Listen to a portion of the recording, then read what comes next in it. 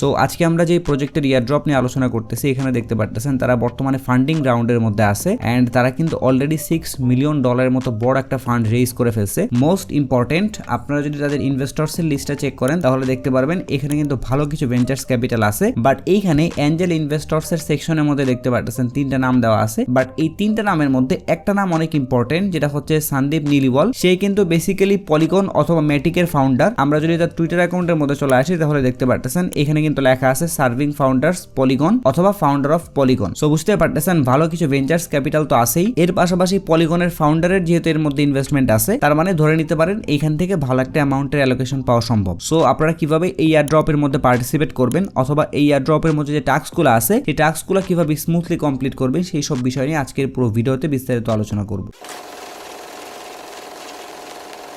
So আজকে আমরা যে প্রজেক্টের এয়ারড্রপ নিয়ে আলোচনা করতেছি অর্থাৎ ফ্র্যাকশন এআই, তারা বেসিক্যালি এআই ডাটাবেস নিয়ে কাজবাজ করতেছে এবং আপনারা যদি তাদের ওয়েবসাইটের মধ্যে চলে আসেন তাহলে দেখতে পারবেন এখানে কিন্তু তারা এআই রিলেটেড অনেকগুলো কনসেপ্ট দিয়ে রাখছে এবং এইগুলো কিন্তু তারা সামনে ইমপ্লিমেন্ট করবে। সো বর্তমানে কিন্তু এই প্রজেক্টের টেস্টনেটের মধ্যে আছে। সো বলতে পারেন আমরা কিন্তু একদম আর্লি স্টেজে আছি। এখন থেকে যদি আমরা এখানে পার্টিসিপেট করে পয়েন্টগুলো কালেক্ট করতে থাকি তাহলে টোকেন লিস্টিং এর সময় আমরা কিন্তু ভালো একটা অ্যামাউন্টের অ্যালোকেশনও পাবো। সো এখন চলেন ডিরেক্টলি আমরা দেখে নিব যে এই এয়ারড্রপের মধ্যে আমরা কিভাবে পার্টিসিপেট করব। সো অ্যাজ ইউজুয়াল প্রতিটা এয়ারড্রপের ক্ষেত্রে আমি যেটা করি অর্থাৎ এই এয়ারড্রপ রিলেটেড যতগুলো লিঙ্ক আছে সবগুলো কিন্তু আপনারা আমার টেলিগ্রাম পোস্টের মধ্যেই পেয়ে যাবেন। সো একদম প্রথমে যে লিঙ্কটা থাকবে আপনারা ওই লিঙ্কের উপরে ক্লিক করলে এরকম একটা পেজের মধ্যে চলে আসবেন, আর যারা ফোন দিয়ে করতেছেন তারা জাস্ট ওই লিঙ্কটা কপি করবেন, এরপরে আপনাদের ফোনের কিউই অথবা মিসেস ব্রাউজারের মধ্যে গিয়ে লিঙ্কটা ওপেন করবেন। যদি লিঙ্কটা ওপেন করার সাথে সাথে চলে আসে এইভাবে তাহলে তো বুঝতে পারবেন হয়ে গেছে, বাট যদি দেখেন কিউই অথবা মিসেস ব্রাউজারের মধ্যে লিঙ্কটা ওপেন করার পরে আসতেছে না তাহলে আপনারা একটা কাজ করবেন, প্রথমে ডেস্কটপ মোড অন করবেন, বাট যদি ডেস্কটপ মোড অন করার পরেও না আসে তাহলে আপনারা একটু কষ্ট করে সেটিং এর মধ্যে চলে যাবেন এন্ড দেন ওখান থেকে অ্যাক্সেসিবিলিটির মধ্যে যাবেন, এরপরে দেখতে পারবেন ওখানে জুম করার একটা অপশন আছে। সো আপনারা ওইটা টান দিয়ে জাস্ট 50% করে দিবেন এন্ড দেন পেজটা আবার রিফ্রেশ করলে আশা করতেছি আপনাদের সামনে এরকম একটা ইন্টারফেস শো করবে। সো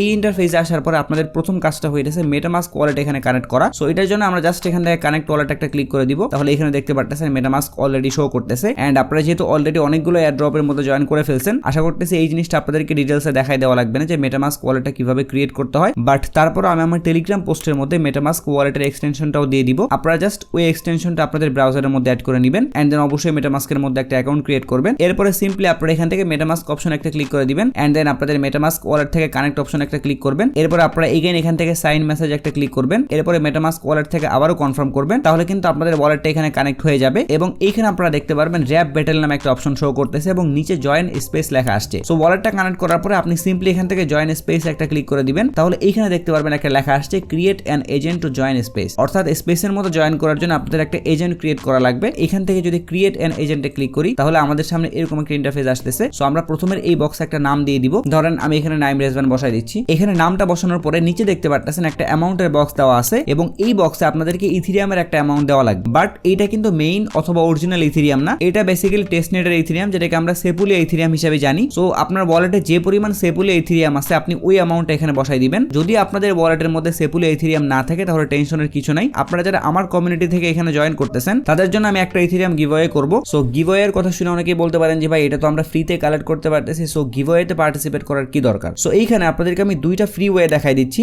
এরপর আপনাদেরকে আমি বুঝাই দিচ্ছি যে আমি গিভঅ্যাওয়ের কথা কেন বলতেছি। সো আপনারা যদি এই ওয়েবসাইটের মধ্যে চলে আসেন তাহলে দেখতে পারতেছেন এখান থেকে আপনি প্রতি 72 ঘন্টা পর পর 0.1 সেপুলিয়া ইথিরিয়াম কালেক্ট করতে পারবেন, বাট তার জন্য নিচে কিন্তু একটা রুলস তারা দিয়ে দিছে যেটা হচ্ছে ethereum mainnet balance of 0.001 ethereum. That means আপনি যদি অ্যাড্রেসের মাধ্যমে এখান থেকে সেপুলিয়া ইথিরিয়াম কালেক্ট করতে চান তাহলে আপনি যে ওয়ালেটটা ইউজ করতেছেন ওই ওয়ালেটের ইথিরিয়াম মেইননেটের মধ্যে আপনাদেরকে 0.001 ইথিরিয়াম হোল্ড করা লাগবে। এটা কিন্তু একদম অরিজিনাল ইথিরিয়ামই হোল্ড করা লাগতেছে, বাট সবার পক্ষে কিন্তু এই ইথিরিয়ামটা হোল্ড করা সম্ভব হয় না, কারণ একে তো ইথিরিয়ামের গ্যাস ফি বেশি, দ্বিতীয়ত আপনি যখন কোন একটা এক্সচেঞ্জ থেকে ইথিরিয়াম উইথড্র করতে যাবেন তখন ওখানে মিনিমাম লিমিট সেট করা থাকে $20 থেকে $30। এরপরে সেম আরো একটা প্ল্যাটফর্ম আছে, বাট এইখানেও কিন্তু উপরে দেখতে পারতেছেন কন্ডিশন তারা দিয়ে দিয়েছে যে মেইন নেটের মধ্যে 0.001 ইথিরিয়াম থাকা লাগবে। সো এই যে সবাই কিন্তু 0.001 ইথিরিয়াম মেইন নেটের মধ্যে রাখতে পারবে না, যার ফলে কিন্তু আপনাদেরকে আমি বললাম যে একটা সেপুলিয়া ইথিরিয়াম আপনাদের মধ্যে আমি গিভঅ্যাওয়ে করে দিব যাতে আপনাদের এই ধরনের পেইন নিতে না হয়। সো এই দুইটা ওয়েতে তো আপনারা একদম ফ্রিতেই সেপুলিয়া ইথিরিয়াম কালেক্ট করতে পারতেছেন, বাট যাদের কাছে আগের থেকে সেপুলিয়া ইথিরিয়াম নাই তাদের ক্ষেত্রে যে গিভঅ্যাওয়েটা করতেছে সেখানে একটা রুলস আছে। অ্যাকাউন্ট ক্রিয়েট করার পরে আপনি আমার টেলিগ্রাম পোস্টের মধ্যে একটা গুগল ফর্মের লিংক পেয়ে যাবেন, ওই লিংকটা ওপেন করবেন এবং ওখানে আপনাদের মেটামাস্ক ওয়ালেট অ্যাড্রেস এবং আপনাদের টেলিগ্রাম ইউজার নেমটা সাবমিট করে দিবেন, তাহলে আমি আপনাদের ইউজার নেমগুলো ভেরিফাই করে আপনাদের মধ্যে একটা ইথিরিয়াম গিভঅ্যাওয়ে করে দিব। সো যাই হোক, আপনাদের ওয়ালেটের মধ্যে আপনারা যখন ইথিরিয়ামটা রিসিভ করে ফেলবেন তখন কিন্তু এইখানে অ্যামাউন্টটা শো করবে। সো আপনি এই অ্যামাউন্টের মধ্যে থেকে কোন একটা অ্যামাউন্ট এখানে বসাই দিবেন। ফর এক্সাম্পল আমি এখানে একটা ইথিরিয়াম ইউজ করতেছি, তার মানে আমার ফ্র্যাকশন এআই এর মধ্যে কিন্তু একটা ইথিরিয়াম ডিপোজিট করা হইতেছে। পরবর্তীতে আমি এখানে যতগুলো অ্যাক্টিভিটিস করব সেখানে যদি আমার ইথিরিয়াম খরচ হয় তাহলে কিন্তু এই একটা ইথিরিয়ামের মধ্যে থেকেই খরচ হবে। সো এখানে ব্যালেন্সটা বসায় দেওয়ার পরে নিচে দেখতে পাচ্ছেন জেনারেট উইথ এ একটা অপশন দেওয়া আছে, এখানে জাস্ট একটা ক্লিক করে দিবেন, তাহলে একটু লোড দিবে এবং নিচে কিন্তু অটোমেটিক্যালি একটা প্রম্পট চলে আসবে। সো আপনারা এখন জাস্ট একটু নিচের দিকে চলে আসবেন, তাহলে এখানে দেখতে পারবেন একটা ক্যাপচা তারা দিয়ে দিছে। সো এই পিকচারের মধ্যে যে ওয়ার্ড অথবা নাম্বারগুলো থাকবে ওইগুলো আপনারা এই নিচের বক্সে বসাই দিবেন। এই লেটারগুলো বসানোর পরে সিম্পলি আপনারা এখান থেকে ক্রিয়েট এজেন্ট একটা ক্লিক করে দিবেন, তাহলে দেখতে পারবেন এখানে একটু লোড নিবে এবং আপনাদের মেটামাস্ক ওয়ালেটের মধ্যে একটা পপআপ চলে আসবে। সিম্পলি আপনারা এখান থেকে কনফার্ম করে দিবেন, তাহলে এগেইন একটু লোড নিবে এন্ড দেন আপনাদের এজেন্ট কিন্তু ক্রিয়েট করা কমপ্লিট হয়ে যাবে। সো আমরা কিন্তু চাইলে বর্তমানে আমাদের এজেন্ট এখান থেকে সিলেক্ট করতে পারবো। যেমন আমরা কিন্তু একটু আগে যে এজেন্টটা ক্রিয়েট করছিলাম ওটার নাম ছিল নাইম রেজওয়ান। সো আমরা কিন্তু চাইলে এখান থেকে এটা সিলেক্ট করে দিতে পারবো,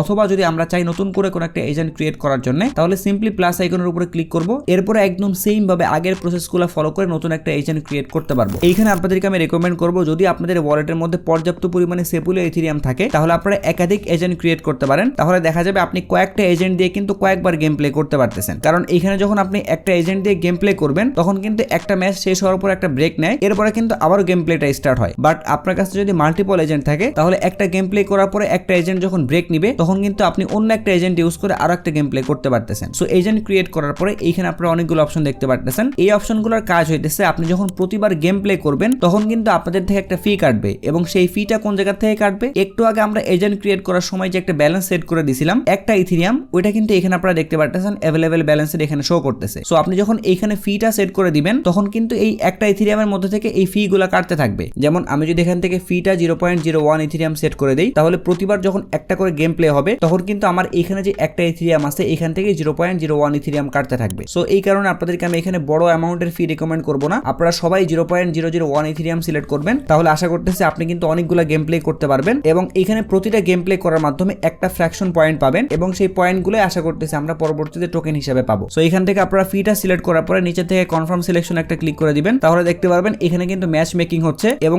একটা ম্যাচের মধ্যে 5টা এজেন্ট থাকে। সো এখানে কিন্তু অলরেডি 5টা এজেন্ট চলে আসছে। সো আপনারা এখানে একটু ওয়েট করবেন, তাহলে দেখতে পারবেন আপনাদেরকে এরকম একটা পেজের মধ্যে নিয়ে আসছে এবং ব্যাটেল কিন্তু অলরেডি স্টার্ট হয়ে গেছে। অর্থাৎ ব্যাটেলটা হচ্ছে এরকম, এখানে যতগুলো এজেন্ট আছে সবগুলো এখানে অটোমেটিক্যালি বিভিন্ন ধরনের প্রম্পট লিখবে এবং এখানে কিন্তু দেখতে পাচ্ছেন টোটাল 3টা রাউন্ড হবে। সো একদম লাস্ট রাউন্ড শেষ হইলেই কিন্তু বোঝা যাবে যে কে জিতছে আর কে হারছে। সো আমরা একটু ওয়েট করতেছি। সো আমাদের কিন্তু সেকেন্ড রাউন্ড কমপ্লিট, এখন থার্ড রাউন্ড চলতেছে। সো থার্ড রাউন্ড শেষ হওয়ার পরে কিন্তু এখানে দেখতে পাচ্ছেন রেজাল্ট চলে আসছে এবং কে কত নম্বর পজিশন আছে ওইটাও কিন্তু দেখা যাচ্ছে। সো এই ব্যাটেলে কিন্তু আমি উইন হইছি, অর্থাৎ আমার পজিশন কিন্তু 1 নম্বরে আছে এবং এই পাশে দেখতে পাচ্ছেন রিওয়ার্ডস এর পরিমাণ দেওয়া আছে। অর্থাৎ এখানে কিন্তু আমার ফি ছিল 0.01 ইথিরিয়াম, বাট আমি কিন্তু রিওয়ার্ডস হিসেবে পাইছি 0.019 ইথিরিয়াম। সো এইভাবে কিন্তু আপনাদের প্রতিটা গেম প্লে হইতে থাকবে এবং আপনি যদি ব্যাটেলে উইন হইতে পারেন তাহলে আপনি যে অ্যামাউন্টটা দিয়ে এখানে এন্টার করছিলেন তার থেকে কিন্তু বেশি অ্যামাউন্ট রিওয়ার্ডস হিসেবে পাবেন। বাট যদি আপনি উইনার হইতে না পারেন তাহলে কিন্তু আপনি যে অ্যামাউন্টটা দিয়ে এখানে এন্ট্রি করছিলেন ওই অ্যামাউন্টটা ফুল লস হবে। সো আপনার ওই যে মেইন ব্যালেন্সের মধ্যে যে সেপুলে ইথিরিয়াম আছে ওইটার উপরেই কিন্তু ডিপেন্ড করবে আপনি এখানে কতগুলা গেম প্লে করতে পারতেছেন। সো এখন যদি আমরা এখান থেকে ড্যাশবোর্ডের মধ্যে চলে আসি তাহলে এখানে দেখতে পারতেছেন আমরা কিন্তু একটা ফ্র্যাকশনাল পয়েন্ট পাইছি এবং সেম ভাবে আপনি যতগুলা গেম প্লে করবেন সেইখানে আপনি উইনার হইতে পারেন অথবা না পারেন এটা কোনো ফ্যাক্ট না,